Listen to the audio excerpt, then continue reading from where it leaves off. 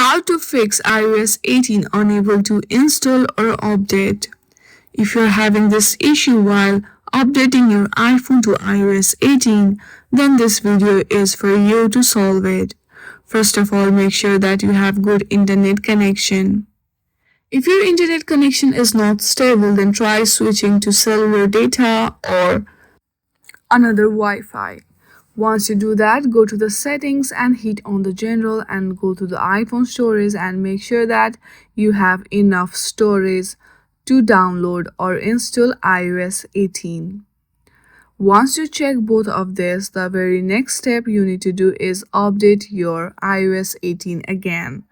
Simply tap on the software update which is under general. There you see update now button. Hit on that and try updating your iOS 18. It will help you out. In this very easy step, you can easily fix this issue.